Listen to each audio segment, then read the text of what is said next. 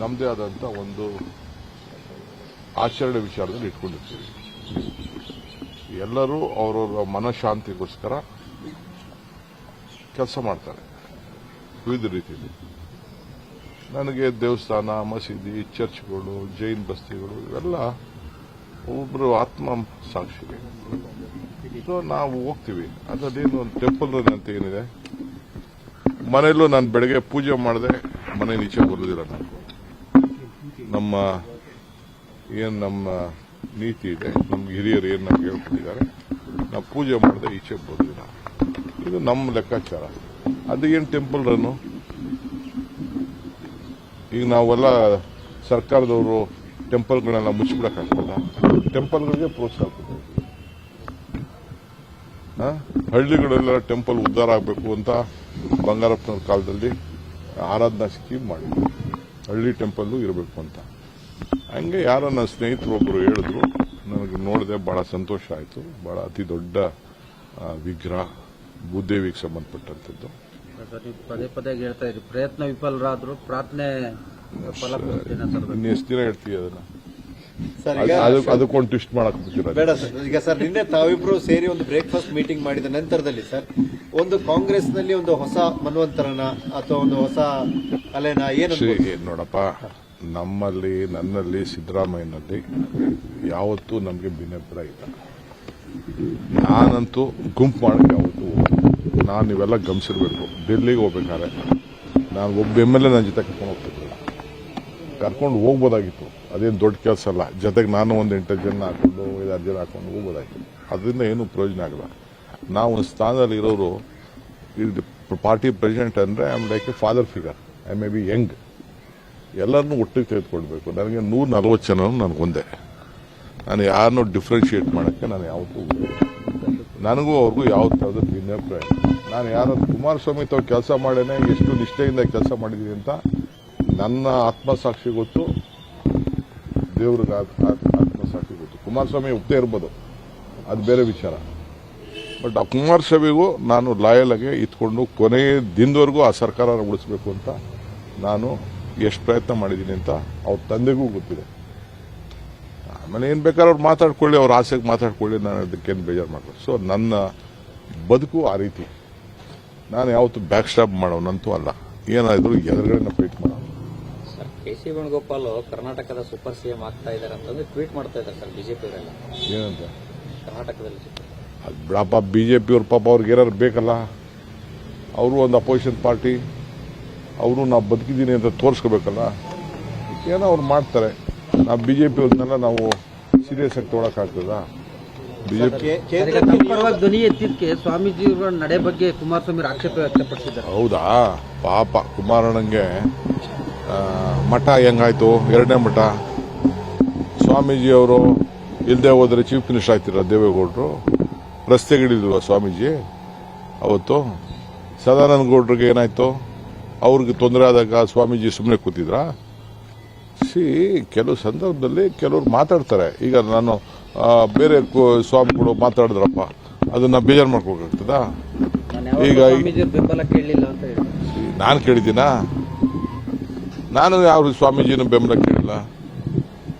ನಾನು ಇಂಥ ಜಾತಿ ಹುಟ್ಟಿರ್ಬೋದು. ನಾನು ಎಲ್ಲ ಜಾತಿನೂ ನಾನು ಪ್ರೀತಿ ಮಾಡ್ತೀನಿ. ನಾನು ಈಗ ನಮ್ಮ ಬಾಳೆಹೊನ್ನೂರು ಸ್ವಾಮಿಗಳು ನನ್ನ ಪರವಾಗಿ ಮಾತಾಡಿದ್ರು, ರಂಭಾಪುರಿ ಅವರು. ಶ್ರೀಶೈಲ ಸ್ವಾಮಿಗಳು ಮಾತಾಡಿದ್ರು, ಇನ್ನು ಬೇಕಾದ ಸ್ವಾಮಿಗಳು ಮಾತಾಡಿದ್ರು. ನಾನು ಅವ್ರನ್ನ ಕೇಳಿದ್ನಾ? ಅವ್ರಿಗೆ ಏನೋ ನನ್ನ ಬಗ್ಗೆ ಒಂದು ವಿಶ್ವಾಸ ಅಷ್ಟೇ, ಪ್ರೀತಿ, ಗೌರವ. ಅದು ತಪ್ಪು ಅಂತ ಹೇಳಕ್ಕಾಗ್ತದ? ಈ ಜೈನ ಸ್ವಾಮಿಗಳು ಓಪನ್ ಆಗಿ ದೊಡ್ಡ ಬಹಿರಂಗ ಸಭೆಯಲ್ಲೇನೆ ಅವರು ಆಶೀರ್ವಾದ ಮಾಡಿ ಹೇಳಿದ್ರಪ್ಪ ಧಾರವಾಡದಲ್ಲಿ. ಸೊ ಈಗ ಧರ್ಮಸ್ಥಳದಲ್ಲೂ ಕೂಡ ನಾನು ಓದೋ ಸಂದರ್ಭ ಅವರು ಒಂದಿನ ನನ್ನ ಹತ್ರ ಯಾವುದೋ ಒಂದು ಪ್ರೋಗ್ರಾಮಲ್ಲಿ ಮಾತಾಡಿದ್ರು. ಸೊ ನಾನು ಅವ್ರು ಕೇಳಿದ್ದ. ಸೊ ಅವರವರ ಪ್ರೀತಿ ವಿಶ್ವಾಸನ ಒಂದು ರೀತಿ ವ್ಯಕ್ತಪಡಿಸ್ತಾರೆ. ಅದನ್ನ ತಪ್ಪು ಅಂತ ಹೇಳಕ್ಕಾಗ್ತದ? ಇವರೇನ ಬಿಡಿ, ಅವರು ವಿಶ್ವಮಾನವರು, ಕೇಂದ್ರ ಸಚಿವರನ್ನ ಭೇಟಿ ಅಲ್ಲ. ಇದು ಸ್ವಲ್ಪ ಮುಗಿಸಿದ್ರು. ನಾವು ಬಹಳ ದೊಡ್ಡವರು.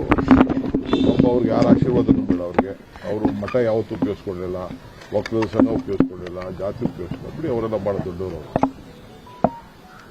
ಸರ್, ಕೇಂದ್ರ ಸಚಿವರ ಭೇಟಿಯನ್ನು ಹೊರತುಪಡಿಸಿ ಪಕ್ಷದ ಕಾರಣ ಅಥವಾ ರಾಜಕೀಯ ಕಾರಣಕ್ಕಾಗಿ ದೆಹಲಿ ಹೋಗುವಂತ ಪರಿಸ್ಥಿತಿ ಸದ್ಯಕ್ಕೆ ಇದೆಯಾ ಸರ್? ನನಗೆ ನೋಡಬೇಕು. ನಾನು ಚೀಫ್ ಮಿನಿಸ್ಟರ್ ಮತ್ತೆ ಮಾತಾಡ್ತೀವಿ, ಈಗೂ ಮಾತಾಡಿದ್ದೀವಿ, ಮುಂದಕ್ಕೂ ಮಾತಾಡ್ತೀವಿ. ಯಾಕೆಂದ್ರೆ ನಾವೊಂದು ಆಲ್ ಪಾರ್ಟಿ ಮೀಟಿಂಗು ಕಂಪಲ್ಸರಿ ಕರಿಬೇಕಾಯ್ತದೆ. It is a must. ಅದಕ್ಕೆ ನಾನು ದೆಹಲಿಲೇ ಕರಿಬೇಕು ಅನ್ನೋದು ನನ್ನ ವೈಯಕ್ತಿಕ ಅಭಿಪ್ರಾಯ. ಯಾಕೆಂದ್ರೆ MPs ಎಲ್ಲ ಅದಕ್ಕೆ ಆಲ್ ಪಾರ್ಟಿಯವ್ರು ಬರಬೇಕು. ಯಾಕೆಂದ್ರೆ ಕೆಲವು ಇಶ್ಯೂಸ್ ಇದೆ. ಈಗ ಅಸೆಂಬ್ಲಿ ಬೇರೆ ಕರೆದಿದ್ದೀವಿ. ಸೊ ಚೀಫ್ ಮಿನಿಸ್ಟರ್ ಏನು ಹೇಳ್ತಾರೆ ನಾನು ಕೇಳ್ತೀನಿ. ಯಾಕೆಂದ್ರೆ ಚೀಫ್ ಮಿನಿಸ್ಟರ್ ನಾನೋಗಿ ಮೀಟಿಂಗ್ ಮಾಡೋದು ಸರಿ ಇಲ್ಲ. ಅದು CM ಬಂದು ಬರಬೇಕು, ಅಗ್ರಿಕಲ್ಚರ್ ಮಿನಿಸ್ಟರ್ ಬರಬೇಕು, ಬೇರೆ ಬೇರೆ ಮಿನಿಸ್ಟರ್ಸು, ಕೃಷ್ಣ ಬೈರೇಗೌಡ ಅವರೆಲ್ಲ ಬೇಕಾಗ್ತದೆ ಆ ಇದಕ್ಕೆ. ಸೊ ಕೇಳ್ಬಿಟ್ಟು ನಾವು ತೀರ್ಮಾನ ಮಾಡ್ತೀವಿ. ಪ್ರಿಯಾಂಕ್ ಖರ್ಗೆ ಅವರು ಕೂಡ ದೆಹಲಿಯಲ್ಲಿ ಮಲ್ಲಿಕಾರ್ಜುನ್ ಖರ್ಗೆ ಅವರನ್ನ ಭೇಟಿಯಾಗಿದ್ದಾರೆ. ರೀ ಅಪ್ಪ ಮಕ್ಕಳು ಭೇಟಿ ಮಾಡೋದಕ್ಕೆ ನೀನು ಒಳ್ಳೆ ಕತೆ ಡೆಲ್ಲಿ ಇರ್ಬೋದು, ಎನರ್ಜಿ ಹಾಕೋಬೇಕಾರೆ ಅಪ್ಪ ಮಕ್ಕಳು ದಿನ ಭೇಟಿ ಮಾಡೋದಕ್ಕೆ. ಅವರು is A party important leader. ಅವರು ರಾಹುಲ್ ಗಾಂಧಿ ಅವರು ಬಂದಿರಲಿಲ್ಲ, ಯಾವುದು ನಮ್ಮ ಕಾರ್ಯಕ್ರಮಕ್ಕೆ ಇನ್ವೈಟ್ ಮಾಡಿದ್ರು. ಬೇಕಾದಷ್ಟು ಅವ್ರದ್ದೇ ಆದಂತ ಶೆಡ್ಯೂಲ್ ಇಂದ ಬರಲಿಲ್ಲ. ಈ has come out with A beautiful instrument. Rahul Gandhi ಅವರು ಕೂಡ ಸ್ವಲ್ಪ ಹೇಳ್ತೀನಿ ಕೇಳ ಇಲ್ಲಿ ನೀನು. ಒಂದು ಒಳ್ಳೆ ಇನ್ಸ್ಟ್ರೂಮೆಂಟ್ ನ ಅವ್ರು ತಯಾರು ಮಾಡಿದ್ದಾರೆ. ಆರ್ಟಿಫಿಷಿಯಲ್ ಇಂಟೆಲಿಜೆನ್ಸ್ ಇಂಟ್ರೂವ್ ಮಾಡಿದ್ದಾರೆ. ನೀನು ಬೇಕಾದ್ರೆ ಉಪಯೋಗಿಸೋ ಅದನ್ನ ಗೊತ್ತಾಗ್ತದೆ ನಿಮಗೆ. ಬಹಳ ಕಡಿಮೆ ದರದಲ್ಲಿ ನಮ್ಮ ಬೆಂಗಳೂರಲ್ಲೇ ತಯಾರು ಮಾಡೋದನ್ನ ಗ್ಲೋಬಲ್ ಲೆವೆಲ್ ಅಲ್ಲಿ ಅನುಕೂಲ ಆಗುವಂತ ಒಂದು ಇನ್ಸ್ಟ್ರೂಮೆಂಟ್ ನ ಬಹಳ ಕಡಿಮೆ ದರದಲ್ಲಿ ಮಾಡಿದ್ದಾರೆ. ಅದ್ರ ಬಗ್ಗೆ ಅವ್ರ ಮಾಹಿತಿ ತಿಳ್ಕೊಂಡು ನಾನು ನೋಡಬೇಕು ಅಂತ ಅಂದ್ಬಿಟ್ಟು ಅವ್ರನ್ನ ಶರತ್ ಬಚ್ಚೇಗೌಡರನ್ನ ಕರೆಸ್ಕೊಂಡು ಒಂದು ಅರ್ಧ ಗಂಟೆ ನೋಡಿ ಚರ್ಚೆ ಮಾಡಿದ್ದಾರೆ, ಪ್ರಶಂಸೆ ಪಟ್ಟಿದ್ದಾರೆ. ಯಾರು ದೊಡ್ಡ ಇಂಡಸ್ಟ್ರಿಯಲಿಸ್ಟು IT ಪೀಪಲ್ ಎಲ್ಲ ನಿಮ್ಮ ಕರ್ನಾಟಕದಿಂದ ಒಳ್ಳೆ ಕೆಲಸ ಆಗಿದೆ ಅಂತ ಹೇಳ್ಬಿಟ್ಟು ರಾಹುಲ್ ಗಾಂಧಿ ಅವ್ರಿಗೆ ತಿಳಿಸಿದ್ದಾರೆ. ಅದಕ್ಕೆ ಅವ್ರಿಗೆ ಕರೆದು ತಿಳ್ಕೊಂಡಿದ್ದಾರೆ.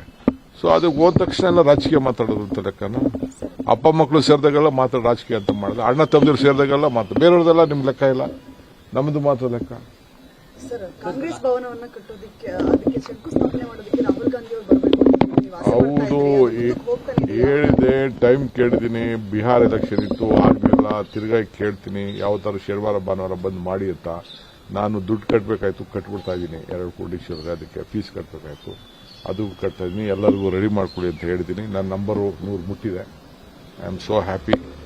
ಸೊ ಆ ಕೆಲಸ ಕೂಡ ನಾವು ಮಾಡ್ತೀವಿ. ಹಿರಿಯ ಚಿತ್ರನಟ ಉಮೇಶ್ ಅವರು ತೀರ್ಕೊಂಡಿದ್ದಾರೆ. ಯಾರು? ಹಿರಿಯ ಚಿತ್ರನಟ ಉಮೇಶ್. ಇಡೀ ಚಿತ್ರರಂಗ ಕೂಡ ನನಗೆ ಗೊತ್ತಿಲ್ಲ, ನನಗಷ್ಟು ಪರಿಚಯ ಇಲ್ಲ. ಭಗವಂತ ಅವ್ರಿಗೆ ಒಳ್ಳೇದು ಮಾಡಲಿ, ಅವ್ರ ಆತ್ಮಕ್ಕೆ ಶಾಂತಿ ಸಿಗಲಿ. ನಾವೆಲ್ಲ ಆ ಲೋಕದಲ್ಲಿ ಸಹಾಯ ಮಾಡ್ತೀವಿ. ಲೋಕೇಶ್ ಅಂದ್ರೆ ಇವರು ಹಾಸ್ಯ ನಟ.